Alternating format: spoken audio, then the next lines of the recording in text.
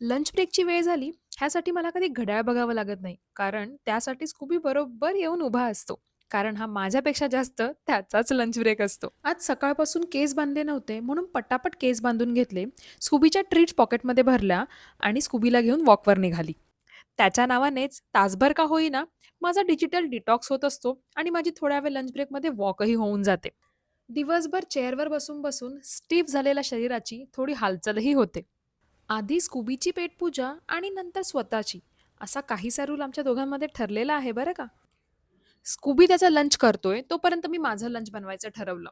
आज फ्रीजमध्ये काहीच भाजी सापडत नव्हती, म्हणून मी रॅन्डम मॅगी रेसिपी बनवायचाच ट्राय केला. त्यासाठी थोडासा कांदा, लसूण, मिरची, ह्यावर फ्रीजमध्ये सापडतील ते सॉसेस, त्याच्यावर थोडीशी स्लरी, थोडंसं पाणी, बॉईल केलेली मॅगी आणि कुठल्याही मॅगी रेसिपीचा जीव असलेला मॅगी मसाला, हे सगळं ॲड करून एक सूपी अशी मॅगीची रेसिपी बनवायचं ट्राय केलं. त्यानंतर फ्रिजमध्ये मला पनीरसुद्धा सापडलं. सो पनीरला सुद्धा मी ऑलिव्ह ऑइलवरती थोडंसं टॉस करून घेतलं आणि ते सुद्धा प्रोटीनसारखं ह्या डिशमध्ये ॲड केलं आणि माझा लंच रेडी होता. रँडम एक्सपेरिमेंट सक्सेसफुल झाला तेव्हा खूप बरं वाटतं, पण नेक्स्ट टाईमपर्यंत काय कसं बनवलं होतं हे सुद्धा लक्षात राहत नाही.